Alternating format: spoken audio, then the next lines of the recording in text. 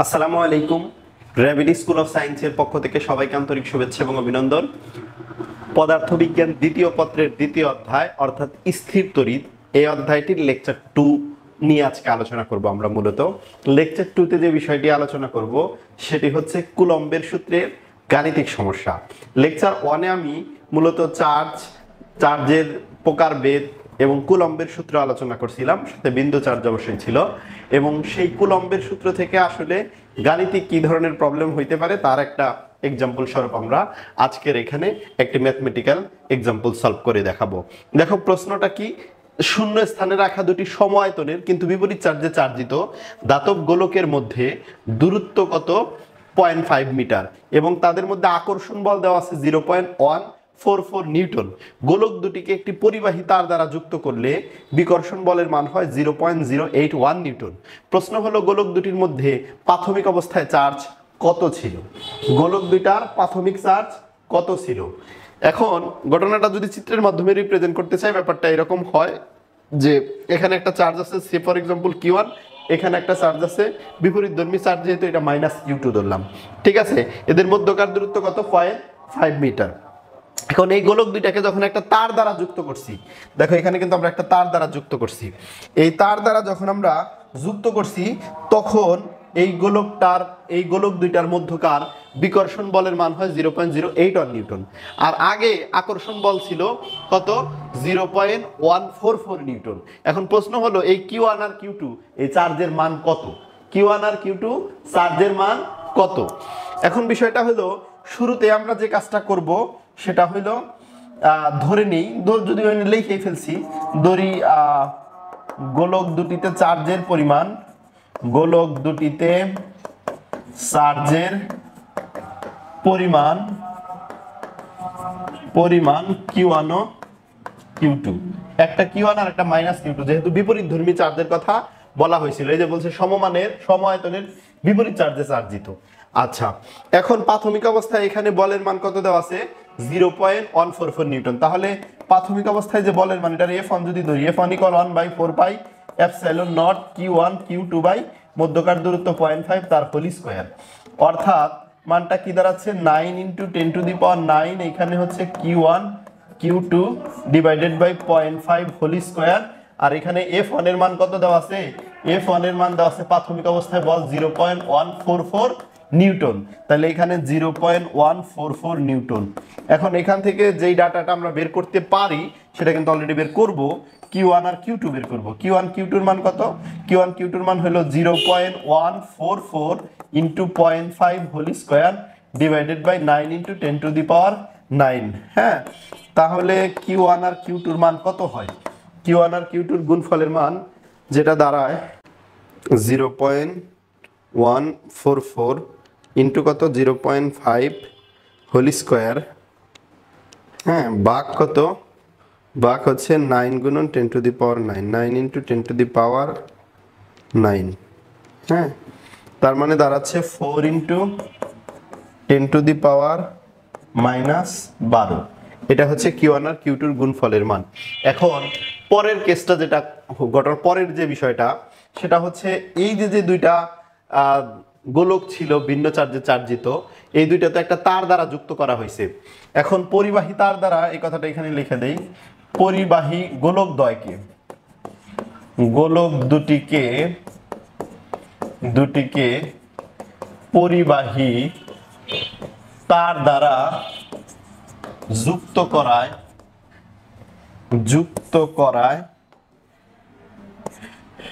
প্রতিটি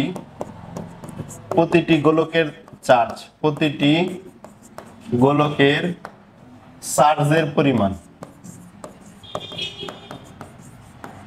এই ব্যাপারটা হলো আগে যে চার্জটা ছিল যখন এটা পরিবাহী তার দ্বারা যুক্ত করা হবে তখন এখানে চার্জের কিছু আদান প্রদান হইয়া দুইটা গোলকের চার্জ সমান হবে, এবং দুইটা গোলকের চার্জ যে সমান হবে এটা কেমন সমান হবে, আগে যে মান ছিল তার অর্ধেক হবে।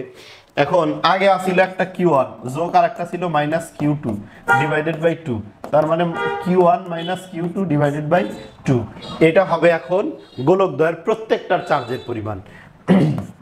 আবার এখন দেখো F2 সমান সমান 1/4 পাই এপসাইলন নট। এখন তার দ্বারা যুক্ত করার পর ওদের মধ্যকার আকর্ষণ বল বাই করতেছি 2q1 q2 divided by 2 by হচ্ছে নিচে হচ্ছে কত দূরত্ব, তো ওইটাই দূরত্ব তো আর চেঞ্জ হয় নাই। আর এখানে আরেকটা ব্যাপার, সেটা হলো এই ক্ষেত্রে F2 এর মান কিন্তু দেওয়া আছে 0.081 নিউটন।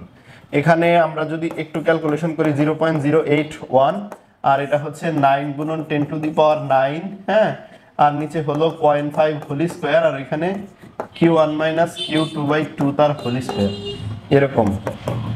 অ্যাকচুয়ালি এখানে যেটা আসে q1 q2 ডিভাইডেড বাই 2 তার হোল স্কয়ার ইকুয়াল 0.081 ইন্টু 0.5 তার হোল স্কয়ার বাই কত, বাই হচ্ছে 9 গুণন 10 টু দি পাওয়ার 9। মানে এই দুইটা আমরা গুণ করলাম, আর এখানে যে নিচে 4 আছে q1 q2 আছে, এটা পরের লাইনেই করে দিতেছি।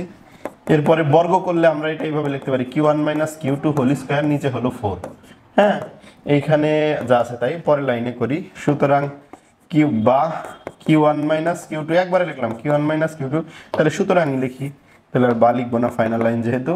তাহলে রুট ওভার এই 4টা এখানে ভাগাকার আছে, ওই পাশে যা গুণ হবে 4 গুণন 0.081 গুণন 0.5 তার হোল স্কয়ার ডিভাইডেড বাই 9 গুণন 10 টু দি পাওয়ার 9।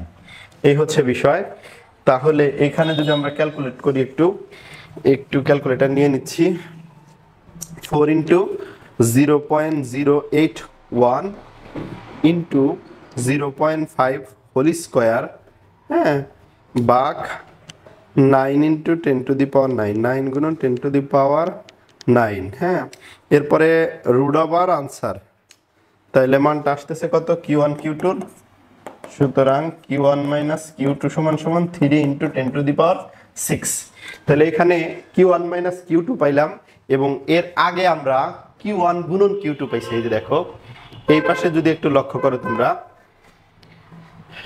এই যে এইখানে যে বিষয়টা বের করছিলাম সেটা হচ্ছে এইটুকুর ভিতরে q1 q2 এর মান বের করছিলাম, এখানে q1 q2 বের করলাম, এখানে কি করলাম q1 q2 বের করলাম, এখানে q1 q2 বের করলাম, এখানে q1 q2 বের করলাম। এখন যদি q1 আবার এই যে a প্লাস b হোল স্কয়ারের অনুসিদ্ধান্ত যেটা আছে সেটা যদি ফেলি, তাহলে a minus b whole square plus 4ab মানে 4q1 q2, এটা যদি এখানে বসাই তাহলে q1 q2 এর মান তো দেওয়া আছে 3 গুণন 10 টু দি পাওয়ার 6 প্লাস 4 গুণন q1 গুণন q2 এর মানও দেওয়া আছে 4 গুণন 10 টু দি পাওয়ার -12।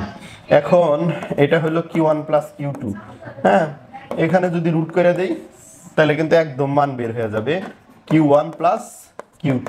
এখন এইটারে যদি 1 নং সমীকরণ ধরি, এখানে যেটা পাওয়া যাবে এটারে যদি 2 নং সমীকরণ ধরি, তাহলে এই দুইটা যখন যোগ করব তখন q2 কাটা যাবে, q1 এর মান বের হবে, এরপরে q1 এর মান যে কোনো একটা সমীকরণে বসাইলে q1 এর মান যে কোনো একটা সমীকরণে বসাইলে q2 এর মান বের হয়ে যাবে। আশা করি তোমরা বুঝতে পেরেছো। এভাবে আসলে কুলম্বের সূত্র দিয়ে বিভিন্ন রকম অঙ্ক আসতে পারে।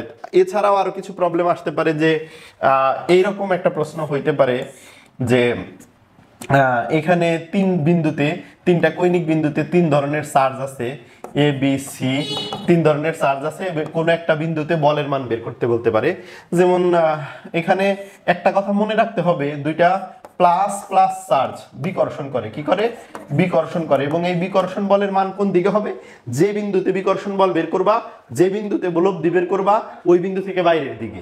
আর দুইটা একটা প্লাস আর একটা মাইনাস মানে বিপরীতধর্মী দুইটা চার্জ পরস্পর আকর্ষণ করে, আকর্ষণ বলের দিক কোন দিকে হয়, প্লাস থেকে মাইনাসের দিকে হয়। দুইটা কথা মনে রাখতে হবে, বিকর্ষণ বল হইলো যে বিন্দুতে বল বা বিকর্ষণ বল বা লব্ধি বল বাই করবো ওই বিন্দু থেকে বাইরের দিকে হবে, আর আকর্ষণ বল হইলো সবসময় প্লাস থেকে মাইনাসের দিকে হবে।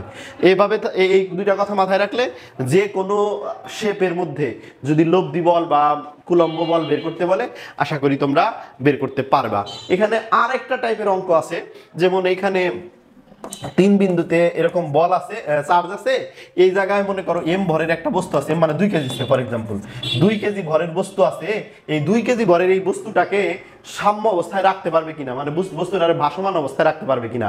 এটা এই ধরনের অঙ্ক করার নিয়ম হলো এই বস্তুর ভর দেওয়া থাকলে তার ওজন বাই করবা, আর ওজনের কারণে বস্তু তার নিচের দিকে ক্রিয়াশীল হয়। আর এই যে 4 বিন্দু বা 3 কৌণিক বিন্দুতে যে চার্জ আছে, এই চার্জগুলোর মধ্যকার মোট বল আর ওই ওজন, বস্তুর যে ওজন, এটা যদি সমান হয় তাহলে শূন্য বা সমান থাকবে।